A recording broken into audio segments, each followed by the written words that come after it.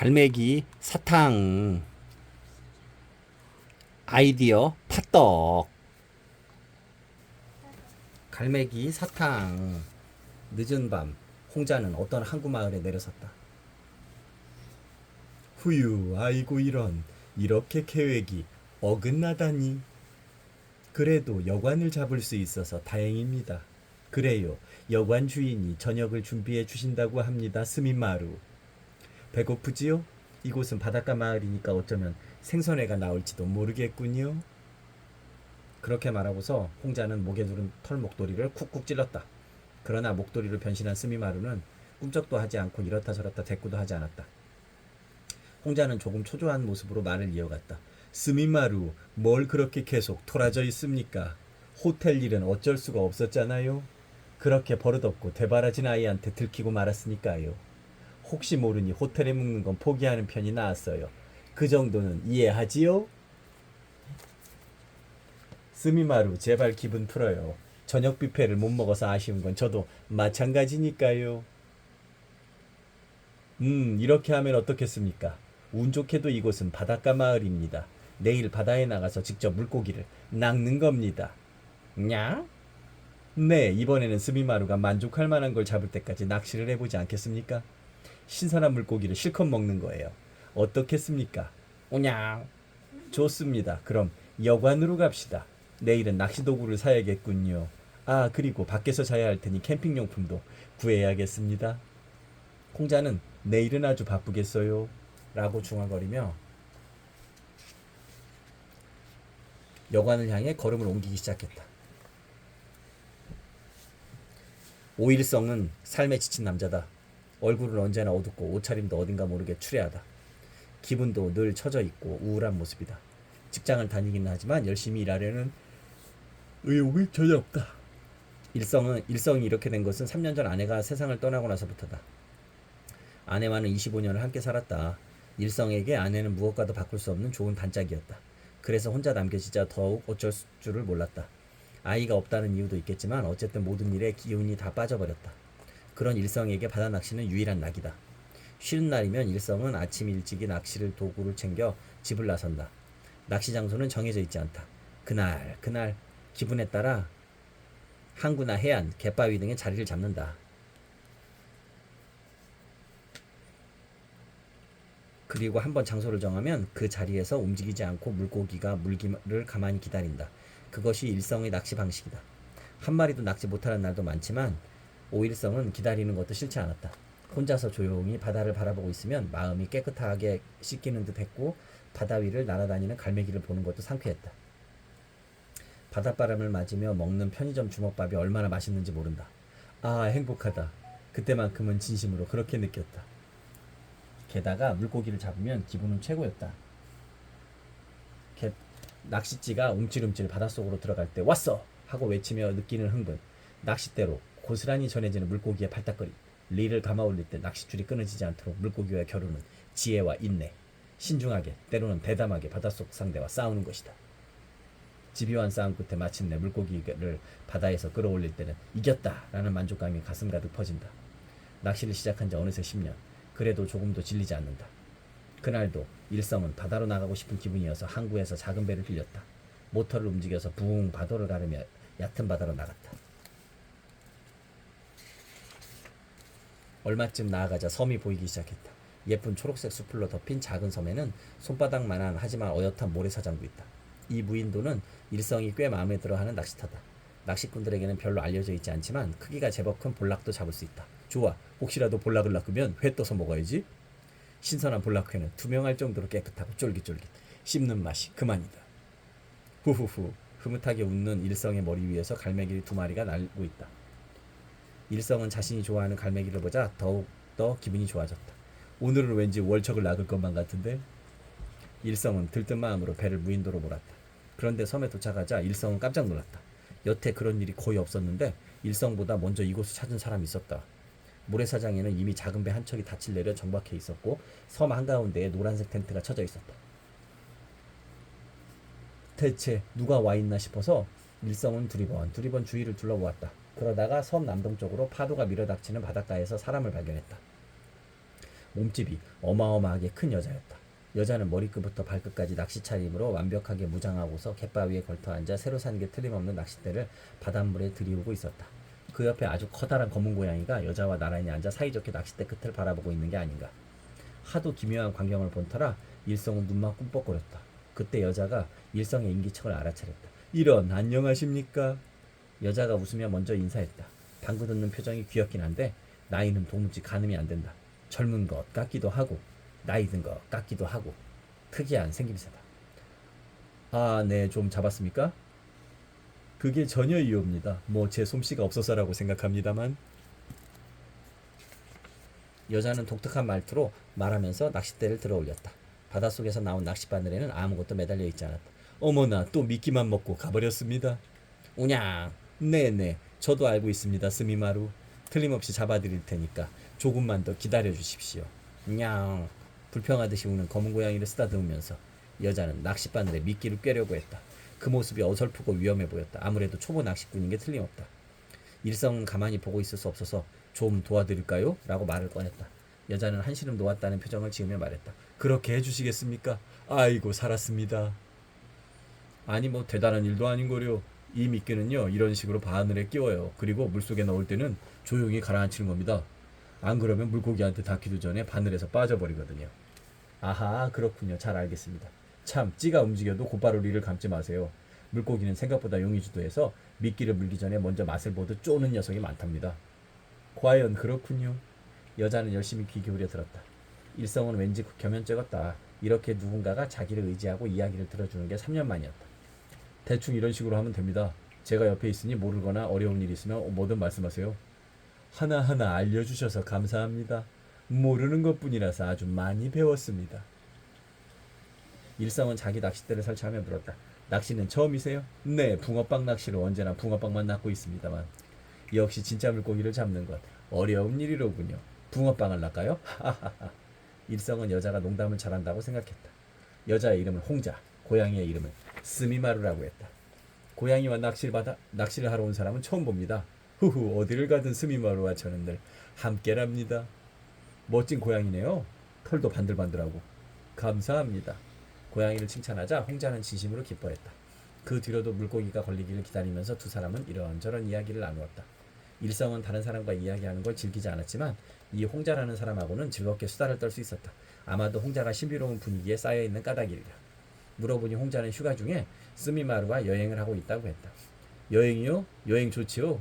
그렇지만 여행 도중에 이렇게 낚시를 하시다니 흔한 일은 아니네요. 뭐 스미마루를 위해서입니다. 고양이요? 사실은 개를 실컷 먹게 해주겠다고 약속했는데 그만 작은 문제가 생겼지 뭡니까? 그래서 개를 못 먹게 되었으니 이 아이가 토라져 버려서. 그렇군요. 그래서 개 대신 큰 물고기를 잡아서 먹여야겠다고 생각하신 거군요. 네네, 어제 이 섬에 들어와서 텐트를 치고 버티는 중입니다. 홍자는 그렇게 말하고서 노란색 텐트를 가리켰다. 고양이를 위해 그렇게까지 하다니 대단하군. 홍자는 여자의 정성에 일성은 여자의 정성에 감동해버렸다.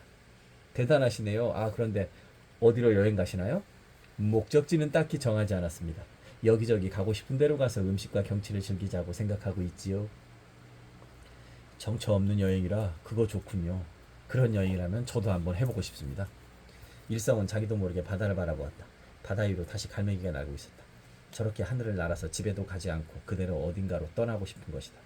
아내가 없는 집은 텅텅 비어서 너무 쓸쓸하니까. 그때 홍자가 입을 열었다. 아까부터 자꾸 갈매기를 보시는 것 같습니다.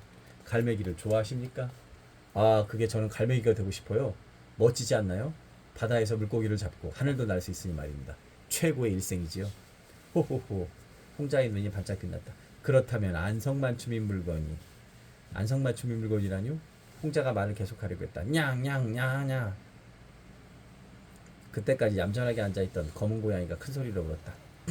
보니 홍자의 낚싯대 끝이 크게 움직이고 있었다. 왔습니다. 물고기가 걸렸어요. 흥분하지 말고 이럴 땐 갑자기 리를 감아 올리면 줄이 끊어져요. 그럼 어떻게 해야? 힘이 보통이 아닙니다. 제가 도와드릴게요. 어이쿠, 아주 큰 놈이 걸렸네. 어떻게 하면 좋겠습니까, 일성씨? 차분하게 마음을 가라앉히세요. 물고기가 아주 힘차게 버덕거리고 있으니까 지금은 실컷 헤엄치게 놔두세요. 그렇게 힘이 빠지기를 기다렸다가 리를 조금씩 감는 거예요. 괜찮아요. 할 수 있어요. 네네. 그 뒤로 두 사람은 낚시에 모든 힘을 쏟아부었다. 번갈아가며 낚싯대를 잡고서 가만히 시간을 들여 물고기를 지치게 만들었다.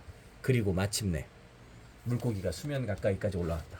푸르스름하게 빛나는 물고기가 파도 사이로 모습을 드러냈다. 와, 크다. 이 녀석 끝내주는군. 일성씨, 팔이 슬슬 마비되는 것 같습니다.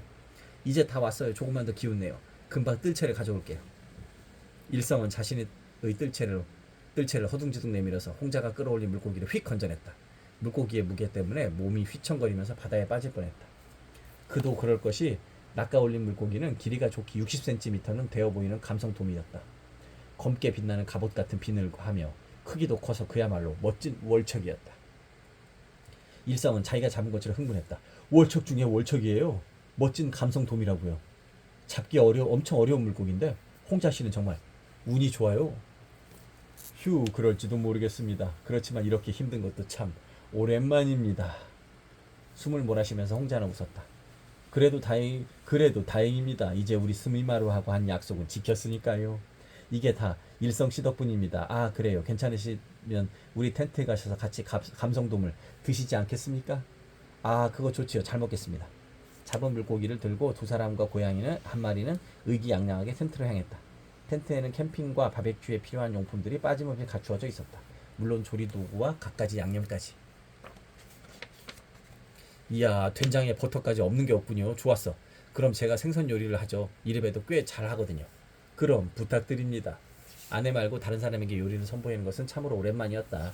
일성은 긴장한 채 물고기를 손질하기 시작했다. 먼저 생선을 세 도막으로 가른 다음 가장 큰 도막은 회를 먼저 뜨고 나머지는 소금, 후추와 밀가루를 뿌려서 버터를 녹인 프라이팬에 구웠다.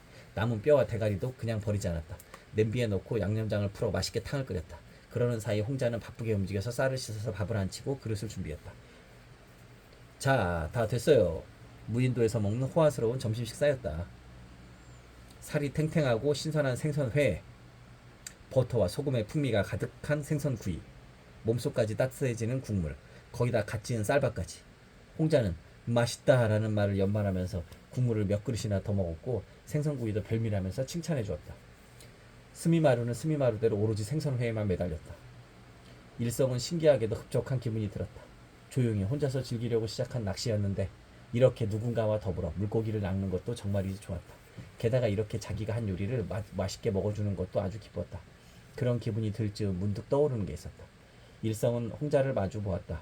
그런데 아까 그 무슨 말씀 하려고 했었죠?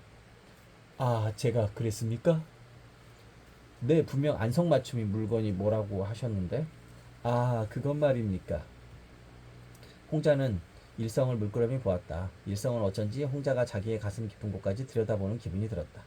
홍자는 픽 웃고는 고개를 저었다. 아닙니다. 아무것도 아닙니다. 잊어주십시오. 그래요? 뭐 그렇다면 됐지만.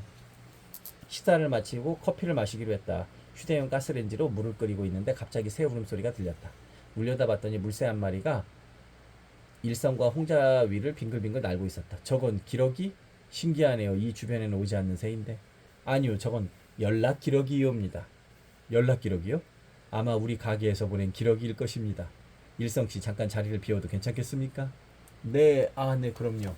그럼 잠깐 실례하겠습니다. 커피는 텐트 안에 있으니 물이 끓으면 마음껏 드십시오. 그렇게 말하고 홍자는 자리에 일어섰다.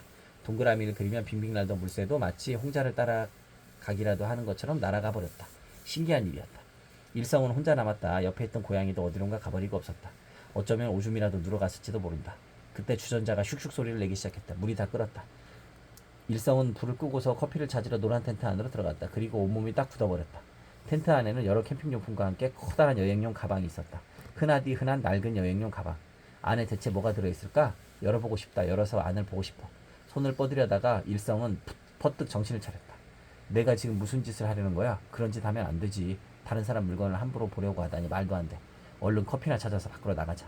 그런데 여행용 가방 앞에서 발이 딱 멈춘 채 꼼짝할 수가 없었다. 잠깐만이라도 방심하면 손이 저절로 움직여서 가방을 열어버릴 것만 같았다. 순간 이런 생각이 들었다. 아, 맞아. 어쩌면 여행용 가방 안에 커피가 들어있을지도 모르지. 그래, 틀림없어. 난 지금 커피를 찾는 중이니까 가방을 열어도 괜찮아. 얼토당토하는 이유를 갖다 붙이면서 일성은 마침내 여행용 가방을 열어버렸다. 가방 안에는 알록달록한 갖가지 과자가 들어있었다. 장난감도 있었다. 상자 가득 담긴 금은 보화처럼 반짝반짝 빛나는 물건들이었다. 그 중에서도 특히 마음을 끌어당기는 것이 있었다. 속이 훤히 비치는 봉지에 담긴 사탕. 파란빛이 도는 투명한 사탕은 마치 유리를 다듬어 만든 것처럼 예뻤다. 모양도 독특했다. 동그란 것이 아니라 날개를 쫙 펼친 갈매기 모양이었다. 실제로 봉지에도 날렵하고 예쁜 글씨로 갈매기 사탕이라고 쓰여 있었다. 사탕을 본 순간 일성은 너무너무 갖고 싶었다. 못 참겠어. 무슨 일이 있어도 이 사탕을 먹을 테야. 지금 당장 먹어야겠어. 홍자 씨에게는 나중에 사과해도 되겠지? 그래, 일단 먹고 보자. 그럴 수밖에 없어. 일성은 무아지경으로 갈매기 사탕을 입에 넣었다. 사탕은 달고 상큼하고 그러면서도 어딘가 바다 냄새가 났다. 무척 그리운 냄새다. 게다가 마치 물로 만들었나 싶을 정도로 혀 위에서 사르르 녹았다. 눈 깜짝할 사이에 다 녹아 없어져서 일성은 입맛을 다셨다. 그때 벼랑과 숨이 턱턱 막히면서 숨쉬기가 힘들었다. 여기는 너무 좁아. 당장 더 넓은 텐트로 나가야 돼. 넓은 곳으로 나가야 돼. 일성은 답답한지 목을 잡고서 텐트를 뛰쳐나갔다. 그래도 숨쉬는 게 힘들었다. 아직이야. 더 앞으로 가야 해. 일성은 달리고 달렸다. 섬의 갯바위를 곧장 가로질러 마침내 바다를 향해 몸을 내던졌다. 그러나 바다로 떨어지지 않았다. 펼친 두 팔이 바람을 잡았다. 그대로 공중으로 날아올라 미끄러지듯이 날기 시작했다. 일성은 놀라서 자기 팔을 보았다. 팔은 하얗고 좁다랗고 긴 날개가 되어 있었다. 아래를 보니 수면에 자기 그림자가 비쳤다. 사람의 모습이 아니다. 날개를 펼친 새의 모습이다. 일성은 자기가 새가 되었다는 사실을 깨달았다. 그것도 자기가 그토록 그리던 갈매기의 모습으로 변했다. 물론 놀라기는 했지만 그 이상으로 온몸에 기쁨이 가득 찼다. 나는 갈매기야. 갈매기가 된 거야. 갈매기가 된 게 기쁘고 또 기뻐서 다른 건 이제 아무래도 좋았다. 일성은 마음껏 날았다. 아름다운 날개는 피곤한 줄도 몰랐다. 세차게 날개를 짓을 하며 미끄러지듯이 앞으로 나아가고 바람을 타며 몸이 둥실 떠올랐다.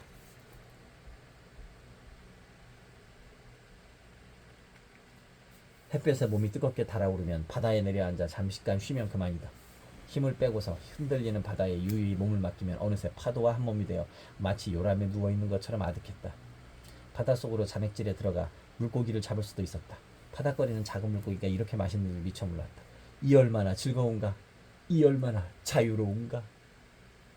일성은 너무나 기뻐서 인간이었을 때의 추억이나 기분이 어렴풋해져 간다는 사실조차 알아차리지 못했다. 마침내 일성은 사라졌다. 그곳에는 갈매기 한 마리가 있을 뿐이다. 갈매기는 높은 소리로 울어젖히며 다시 하늘 높이 날아올랐다. 홍자는 텐트로 돌아왔다. 텐트는 텅 빈 채로 일성의 모습은 보이지 않았다. 열려있는 여행용 가방을 먹어서 홍자는 한숨을 쉬었다.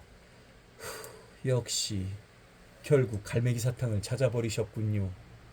그때 당황한 모습으로 스미마루가 달려왔다. 냐냐냐냐냐. 네, 알고 있습니다. 일성씨는 갈매기가 되어 날아가 버리셨죠? 오냐? 아니요, 아마 다시 돌아오는 일은 없을 겁니다. 홍자는 조금 쓸쓸하게 웃음을 지었다. 동물이나 새로 변신하고 싶어하는 사람들 중에 간혹 본디 모습으로 돌아오기를 원하지 않는 사람도 있습니다. 일성씨를 본 순간 바로 느꼈지요. 이 사람은 돌아올 수 없는 사람이라고요. 그리고 갈매기 사탕이 딱 맞다는 것도요. 그래도 어쩌면 인간으로서의 삶에 새로운 희망을 가지는 것 같아 드리지 않았더니 조금 아쉽습니다. 같이 커피를 마시고 싶었는데 말이지요. 냐옹. 스미마루는 홍자를 위로하듯이 몸을 비벼댔다. 스미마루의 등을 쓰다듬으면서 홍자는 고개를 끄덕였다. 그렇습니다. 이것도 일성씨가 스스로 택한 것. 인간의 기억을 잊고 자유롭게 하늘과 바다를 실컷 날아다니는 것이 그 사람에게는 행복일지도 모르겠습니다. 마음을 다잡으며 홍자는 등을 곧게 폈다. 그나저나 스미마루, 우리도 이제 슬슬 여행을 마쳐야겠습니다. 과자 공방을 돌보고 있던 마네키네코들에게서 연락이 왔습니다. 이제 돌아와 주었으면 좋겠다고 하니 아무래도 무슨 일이 일어난 모양입니다. 냐? 아니요, 무슨 일인지는 아직 모릅니다. 중요한 내용이라서 마네키네코들이 연락 기러기에게는 전하지 않은 모양입니다. 어쨌든 빨리 돌아가야겠어요, 스미마루.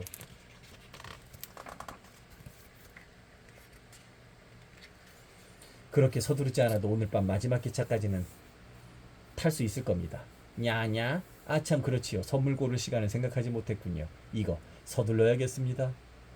홍자는 부랴부랴 텐트를 정리하기 시작했다. 오일성 53세 남자 무인도에서의 홍자를 우연히 만나 멋대로 갈매기 사탕을 먹어버린다. 아이디어 팥떡.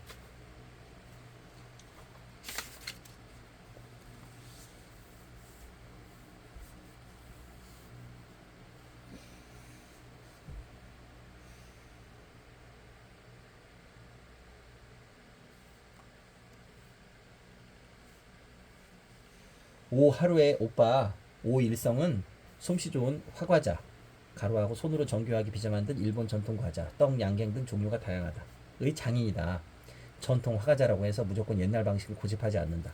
팥소나 떡, 과자를 크림과 견과류 등과 어우러지게 섞어서 요즘 사람들이 좋아할 만한 과자로 잘 만든다. 무엇보다 맛이 뛰어나서 먹자마자 행복한 기분이 온몸으로 확 퍼지게 만드는 재주가 있다. 그렇지만 부족한 점도 있다. 오일성이 만드는 화과자는 모양이 그다지 예쁘지 않다. 귀엽지 않다고나 할까? 매력이 없다고 할까? 전체적으로 투박하고 촌스러워서 선뜻 사고 싶다는 생각이 들지 않는다. 오빠가 만든 화과자는 모양 때문에 손해라니까. 일단 손님들이 먹고 싶다는 마음이 들도록 근사하고 예쁘게 만들어야지. 제발 디자인도 좀 고민하라고. 오하루가 오빠를 다그치는 데는 그만한 이유가 있다. 이제 곧 화과자 경연대회가 열린다. 대회에서 우승을 하면 유명해질 수 있다. 우승한 화과자를 대표 상품으로 내놓으면 손님들이 구름같이 몰려올 게 뻔하다. 돌아가신 부모님한테 이어받은 5월 땅은 전국에서 첫 번째 가는 화과자점으로 만들고 싶다. 그것이 오빠 오일성의 꿈이자 오하루의 목표였다. 오빠가 만든 화과자는 정말 맛있어. 최고야. 근데 첫 맛은 눈으로, 끝맛은 혀로 즐긴다고 하잖아. 보기에도 최고로 만들지 못하면 너무 아까워. 그런 의미에서 이번에 만든 이 세 가지 화과자는 땡! 탈락이야. 뭐? 아직도 안 돼? 이 금붕어 화과자는 아주 괜찮다고 생각했는데? 아웃이야. 안 된다고. 눈알이 너무 커서 요괴 같잖아. 아니 애초에 왜 눈이 튀어나온 금붕어에 꽂힌 거야? 차라리 보통 금붕어가 훨씬 낫겠어. 눈 튀어나온 애가 더 귀엽지 않아? 아무리 봐도 내 눈엔 귀여워. 대회에 가지고 나갈 수는 없지만 우리 가게에서 파는 건 괜찮지? 느긋하게 말하는 오일성을 보고 오하루가 머리가 아파왔다. 오빠는 성격도 온화하고 누구보다 열심히도 하는 노력파야. 근데 어딘가 묘하게 포인트를 못 잡는다니까. 아유 뭐 어쩌겠어. 내가 꼼꼼히 봐주는 수밖에. 오빠 대회까지 얼마 안 남았으니까 빨리 근사한 걸 생각해내야 돼. 남매는 날마다 경연대회에서 선보일 과자의 디자인과 맛에 대해 머리를 맞대고 아이디어를 짜냈다. 그럼에도 좀처럼 생각이 정리되지 않았다. 대회 날짜가 바짝바짝 다가오자 오하루는 초조해졌다. 어느 날 오일성이 마침내 멋진 화과자를 생각해냈다. 아침에 하루가 공방에 갔더니 처음 보는 화과자가 접시에 놓여 있었다. 조그만 검은 고양이와 흰 고양이가 서로에게 다소곳이 기댄 모양새였다. 둘은 사이가 좋아 보였고 무엇보다 아주 귀여웠다. 어때? 일성이 자신 없는 목소리로 물었다. 어제 근처 고양이들과 사이좋게 앉아있는 걸 보고 생각해낸 거야. 밀가루 반죽으로 만들었어. 쟤 또 땡이야? 아니, 좋아. 진짜? 아주 좋아 오빠. 이 화과자 너무 귀여워. 그것 봐. 하니까 되잖아. 늘 엄격하게 말하던 여동생에게 칭찬을 듣자 일성은 늘 기뻐서 저절로 웃음이 나왔다. 그런데 그때 하루가 깜짝 놀랐다. 열려있던 공방 뒤쪽에 웬 남자가 서 있는 걸 보았기 때문이다. 일성과 똑같이 하얀 작업복을 입고 하얀 앞치마를 두르고 서 있는 남자는 바로 한치열. 그는 본래 일성과 함께 화과자를 공부했던 장인이니까 일성의 선배쯤 된다. 그러나 하루가 이 남자를 영 탐탁치 않았다. 일성은 별로 개의치 않는 것 같았지만 하루는 치열이 오빠 일성의 과자 아이디어를 심심치 않게 훔쳤다는 이야기를 전해들었다. 게다가 그 아이디어로 인정받기도 한 모양이다. 지금 치열은 5월당과 한 동네에서 골목 2개를 사이에 두고 황금당을 운영하고 있다. 두 가게가 모두 화과자를 만들고 팔고 서로 가까이 있다 보니 저절로 경쟁하는 사이가 되었다. 언제 와 있었지? 혹시 오빠의 신제품 과자를 훔쳐가 본 거 아니야? 순식간에 주위를 경계하는 하루와 달리 일성은 빙글빙글 웃으면서 반갑게 인사했다. 오, 치열 선배. 오랜만이네. 웬일이에요? 아니 그냥 잠깐. 너도 경연대회 나가지? 대회 장소가 바뀌었다는데 알고 있어? 뭐 그랬어? 역시 몰랐구나. 그럴 것 같아서 새로 나온 안내장을 가지고 와서 자. 팔랑팔랑 안내장을 내밀면서 치열은 공방 안으로 슬그머니 들어왔다. 그리고 작업대 위에 놓인 화과자를 흘끗 보았다. 이 과자로 출품하려고? 네가 만든 것 치고는 드물게 귀엽네. 헤헤 그렇지? 근데 맛은 더 자신 있어. 까만 고양이에는 까만 팥소하고 생크림, 하얀 고양이에는 하얀 팥소하고 호두를 넣었어. 소금을 살짝 넣어서 감칠맛을 은근하게 끌어올려. 그만 오빠. 비법을 다 털어놓으면 어떡해. 모르는 사람도 아니고 선배인데 뭐 어때. 눈을 무섭게 치켜뜨는 하루를 보고 치열은 하하하 하고 웃었다. 하루 너 나를 경계하는구나. 그렇다면 나 상처받는다. 아무튼 나도 이미 출품할 화과자를 정해놨으니까 너무 그럴 거 없어. 그럼 대회에서 우리 다 같이 잘하자. 그렇게 말하고 한치열은 밖으로 나갔다. 하루 그런 실례가 어딨어. 오빠야말로 너무 둔한 거 아니야? 저 사람한테 몇 번이나 아이디어를 뺏겼잖아. 그새 잊어버렸어? 그랬었나? 이런 둔탱이 같으니라고. 아니 중요한 경연대회를 앞두고 자기 작품을 스스로 알려주는 사람이 어딨어. 도대체 무슨 생각을 하는 거야. 이제 어떡해. 너무 화내지 마. 치열 선배는 네가 생각한 것처럼 나쁜 사람은 아니라니까. 아 맞다, 지금 생각해냈어. 이 화가자 이름 뭔데? 까망이와 하양이로 할래. 귀엽지? 하, 이름 짓는 센스하고는 정말 답이 없다. 어휴. 하루는 화가자 이름을 듣고 실망했다. 그렇지만 이름이 썩 세련되지 않더라도 이 화가자라면 문제가 없을 것이다. 다행히 경연대회에서 늦지 않게 작품이 나와주어서 하루는 안도의 한숨을 내쉬었다. 경연대회 날 각 지역의 화가자 장인들이 빠짐없이 대회에 참가해서 다양한 화가자를 선보였다. 일성이 까망이와 하양이를 자기 부스에 전시하는 동안 하루는 다른 화가자를 살피러 갔다. 대단하다. 작품마다 열정이 가득 담겼어. 그래도 우리 오빠 작품이 최고야. 그렇게 생각하는 찰나 하루는 믿을 수 없는 것을 보고야 말았다. 고양이를 형상화한 화가자가 또 있었다. 검은 고양이와 흰 고양이가 반달 모양으로 동그랗게 딱 붙어서 예쁜 원형을 이루고 있는 화가자다. 마치 어두운 밤하늘이 달을 품은 것 같다. 실제로 이름도 달밤의 고양이였다. 일명 달을 품은 고양이, 고양이를 품은 달. 작품을 만든 장인의 이름은 화가자 이름표에 쓰여 있었는데 그건 바로 황금당의 한치열. 하루는 맥이 탁 풀려버렸다. 말도 안 돼. 하루는 부스 맞은편에 있는 치열을 쓱 보았다. 하루를 알아보고 치열은 희죽 웃었다. 미쌈스럽게 우쭐대는 웃음이었다. 하루는 깨달았다. 치열이었어. 역시 그날 오빠의 아이디를 훔쳐러 왔던 거야. 아주 당당하게 경연대회 내놓다니 어쩜 저렇게 뻔뻔할 수가. 화가자 장인으로서의 긍지, 자존심 뭐 그런 거는 없는 거야? 하루는 화가 나다 못해 머릿속이 하얘졌다. 몸이 부들부들 떨려왔다. 분노로 몸을 떠는 것 말고는 달리 할 수 있는 일이 없었다. 그러는 사이 경연대회 심사가 시작되고 말았다. 10명의 심사위원이 각각의 부스를 돌면서 작품의 디자인과 맛을 확인해 나갔다. 최종 후보에 오른 화가자점은 5월당과 황금당, 그리고 머리가 희끗한 심사위원장이 결과를 발표했다. 네, 맛은 두 작품 모두 나무랄 데가 없으나 역시 디자인 감각은 황금당 쪽이 좋습니다. 그런 이유로 황금당을 우승자로 정했습니다. 그런데 재미있는 우연도 있군요. 최종 후보에 오른 두 작품의 재료가 완벽하게 똑같은 데다가 디자인도 비슷해서 정말 흥미로웠습니다. 우승은 황금당이 차지했다. 이어진 인터뷰 요청에 뽐내듯이 몸을 젖히며 웃고 있는 한치열의 모습을 보고 하루는 더욱 화가 치밀었다. 비겁한 도둑 주제에 뻔뻔하기는 용서 못해. 한치열을 향해 달려드는 순간 일성이 하루의 팔을 꽉 붙들었다. 하루는 발버둥 치면서 작은 소리로 말했다. 오빠, 저런 사람을 혼내줘야 해. 그냥 놔두면 계속 그런다니까. 하루 그만둬. 왜? 이게 우연일 리가 있어? 사람들한테 저 사람이 한지 밝혀야지. 안 돼. 어떤 사정이 있든 내가 진 거야. 지금 치열 선배한테 따져봤자 패자가 뒷말한다고 괜히 나쁜 소문만 퍼질걸. 여기서 조용히 물러나자. 오일성은 창백한 얼굴로 괜찮다면서 웃어보였다. 새롭고 멋진 과자를 다시 만들면 되잖아. 다음에 더 열심히 할게. 자, 어서 가자. 2등도 아주 좋은 성적이야. 그러나 1등과 2등의 차이는 생각보다 컸다. 다음날부터 황금당에는 손님들이 몰려들기 시작했고 한편 5월당은 파리만 날리게 되었다. 화가자 경연대회 우승작 달밤의 고양이 판매 중 이라고 적힌 큼직한 현수막이 펄럭거리는 황금당을 보고 있자니 하루는 억울해서 견딜 수가 없었다. 그리고 물러터진 오빠의 성격의 오빠한테도 화가 났다. 사실은 오빠 화가자인데 오빠도 참 답답해. 그렇게 빈틈을 보이니까 만만하게 보고 아이디어를 고스란히 훔쳐가잖아. 그런데도 한마디 따지지도 않다니. 사람이 좋은 것도 정도가 있어야지. 그렇지만 사람 좋은 일성도 충격을 받은 모양이었다. 시크한 척 지내고 있지만 경연대회가 끝난 뒤로 화가자를 만드는 데는 힘을 기울이지 않았다. 처음에는 화를 내던 하루도 점점 걱정이 되었다. 뭐든 해야 하는데 어떡하지? 어떡하면 좋을까? 하루는 혼자 가게에 앉아서 곰곰이 생각이 잠겼다. 그때 오랜만에 손님이 찾아왔다. 실례합니다. 어서 오세요. 일어나 인사를 하다 하루는 놀라서 몸이 굳어버렸다. 가게 안으로 들어온 사람은 마치 씨름 선수처럼 몸이 큰 여자였다. 옛날 동전 무늬가 새겨진 자주색 한복으로 퉁퉁한 몸을 감싸고 반들거리는 검은색 털목도리를 몸에 두른 모습은 위험이 넘쳤다. 머리카락은 눈처럼 새하얀데 얼굴은 젊고 빨간 립스틱이 멋스럽게 잘 어울렸다. 커다란 여행용 가방을 들고 있는 것으로 보아 아마도 여행 중인 것 같았다. 딱딱하게 굳어있는 하루 옆에 여자는 커다란 몸을 구부려 화가자가 있는 진열장을 들여다보았다. 어머나, 세상에 눈알이 튀어나온 금붕어 화가자라니 흔치 않군요.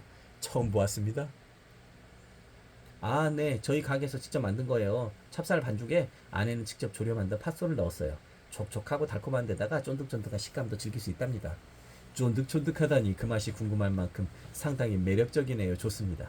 그럼 이 화과자를 있는 대로 다 주십시오. 그리고 그 옆에 있는 만개떡하고 크림 찰떡도 20개씩 주십시오. 네? 그렇게 많이요? 한 번에 화과자를 이렇게 많이 사는 손님은 처음이었다. 풀이 죽어 있던 하루는 눈물이 날 정도로 기뻤다. 감사합니다. 그럼 찹쌀떡을 덤으로 하나 더 드리겠습니다. 그러셔도 괜찮겠습니까? 그럼요. 많이 구입해 주신 데에 대한 감사의 뜻이에요. 바로 상자에 담아 드릴 테니까 조금만 기다려 주세요. 네네. 여자는 과자를 담고 있는 하루를 물끄러미 바라보았다. 그러다가 문득 입을 열었다. 잠을 못 주무셨나 봅니다. 네? 죄송합니다. 눈이 빨갛고 얼굴빛이 좋지 않으셔서 걱정이 좀 되었습니다. 걱정거리라도 있으셨습니까? 가슴속에 촉촉히 베어드는 것 같은 목소리였다. 하루는 금세 눈이 뜨거워졌다. 참고 참았던 불만과 걱정이 한꺼번에 치밀어 올랐다. 정신을 차리고 보니 여자에게 몽땅 털어놓고 있었다. 여자는 마지막까지 귀 기울여 이야기를 들어주었다. 이런 그런 참 힘드셨겠습니다. 네. 입술을 깨물며 하루는 고개를 끄덕거렸다. 정말 화가 나고 도저히 용서가 안 돼요. 하지만 지금은 오빠가 더 걱정이에요. 의욕을 잃었는지 새로운 화가자 아이디어를 생각하지도 않는 것 같고 멋진 아이디어가 팍팍 떠오르는 약 같은 거라도 있으면 좋겠어요. 아무리 비싸도 말이죠. 있습니다. 하루의 말이 끝나기 무섭게 여자가 말했다. 네? 그러니까 그런 물건이라면 있습니다. 여자는 느긋하게 웃으면서 여행용 가방을 열어 무언가를 꺼냈다. 자, 이거 받으십시오. 여자가 내민 손에 얹혀 있는 것은 작고 투명한 플라스틱 상자였다. 상자 안에는 팥으로 만든 화과자가 있었다.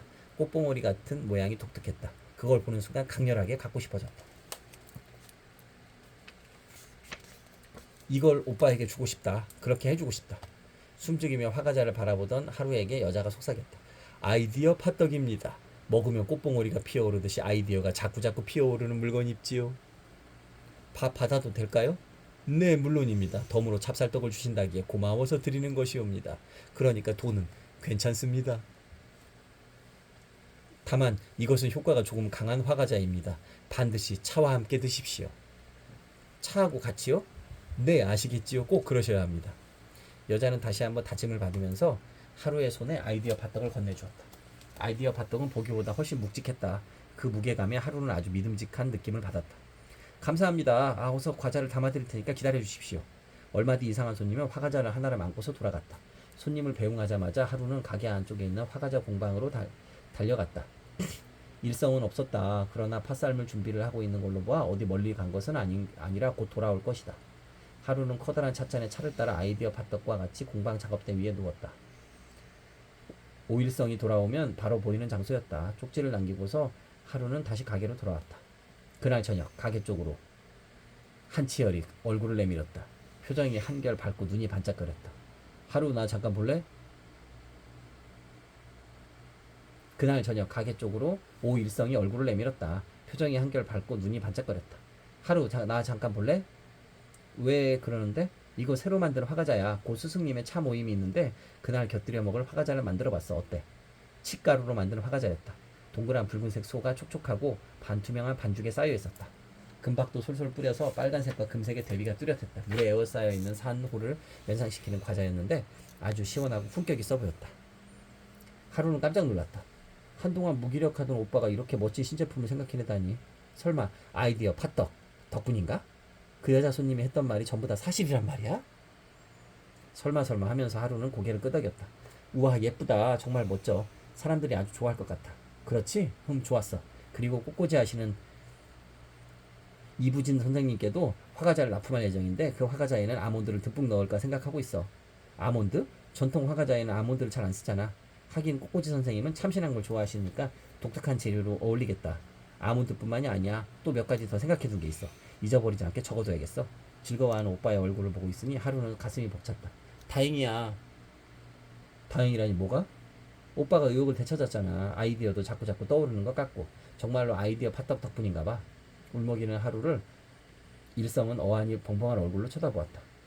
아이디어 팥떡? 그게 뭔데? 나 참 벌써 잊어버렸어? 화과자 말이야. 공방 작업대 위에 내가 올려놔뒀잖아. 응? 차는 있었는데 화과자 같은 건 못 봤어. 뭐라고? 오누이는 서로 얼굴을 빤히 쳐다보았다. 좀 거짓말하지 말고 정말 안 먹었어? 그래 그런 거 없었대도.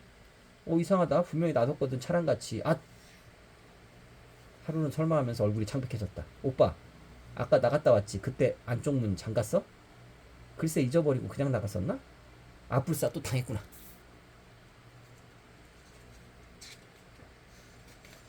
하루는 눈앞이 캄캄해졌다. 분명 황금당의 한치열 짓이야.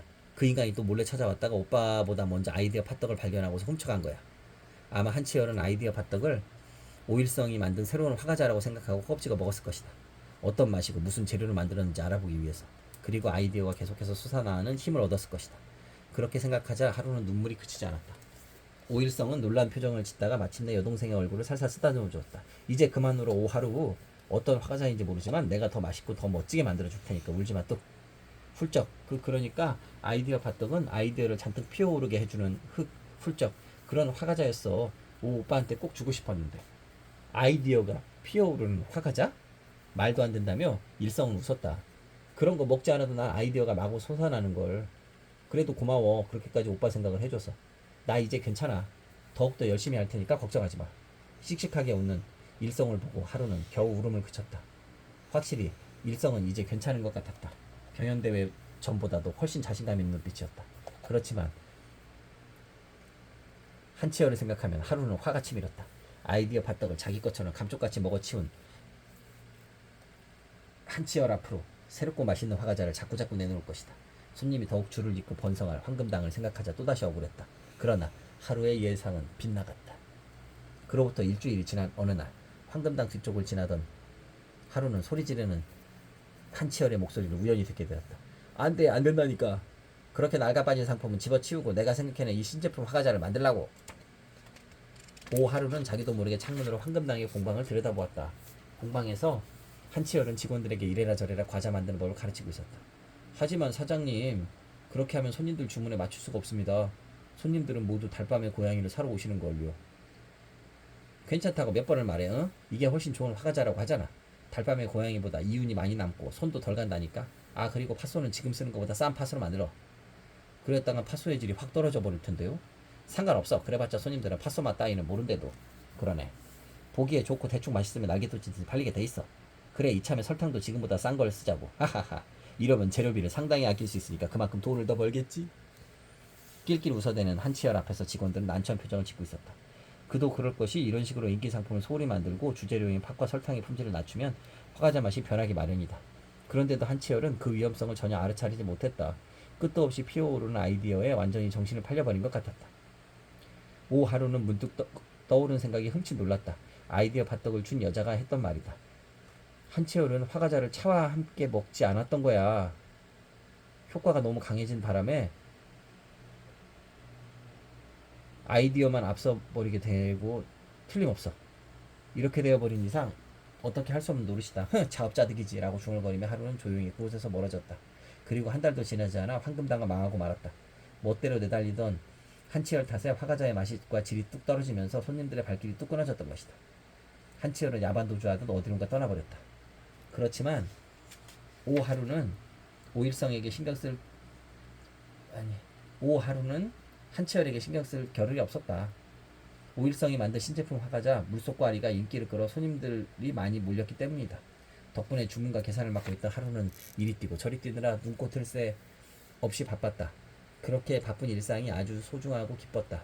어서오세요. 네, 천천히 골라보십시오. 힘차게 인사하는 하루의 얼굴은 5월의 태양처럼 빛났다. 오하루, 26살 여자. 화과자점 5월 땅을 찾은 홍자에게 아이디어 팥떡을 건네받았다. 에필로그. 홍자와 스미마루는 전천당으로 돌아왔다. 가게 앞에 서서 홍자는 차분하게 말했다. 아이고, 여러 곳을 다니며 재미있는 일도 많이 하고 구경도 잘했습니다만 역시나 우리 가게보다 좋은 곳은 없습니다. 여기가 가장 좋습니다. 냥. 네네, 나가서 즐거웠고 돌아와서 더 즐거워서요. 정말 더할 나위 없는 여행이었습니다. 그렇긴 하지만 그쪽 둘은 하고 싶은 말이 누구보다도 많으시겠지요. 홍자가 가볍게 흘겨보는 시선 끝에 작은 금색 마네킹의 두 마리가 있었다. 그들은 홍자의 여행용 가방 위에 앉아 멋쩍게 웃고 있었다. 나원 설마 몰래 따라왔을 줄이야. 이런 깍쟁이들을 어떻게 하면 좋을까요? 돌아오는 기차 안에서야 겨우 눈치챈 저도 참 미련합니다. 이런 그냥 웃어 넘기실 일은 아닙니다. 어림도 없어요. 아시겠어요? 아무튼 다른 마네킹 에코들이 기다리고 있으니 이만 안으로 들어가십시다.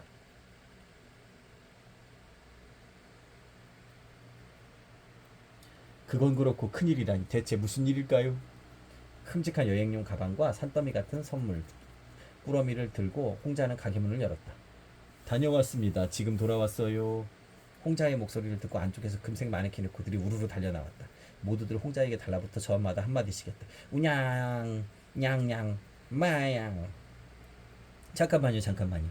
이렇게 한꺼번에 이야기만 알아들을 수가 없습니다. 진정하고 차례차례 이야기해 주십시오. 냐, 응냐. 아이유? 아이가 왔다고요? 손님이십니까? 아직 여기 있다니.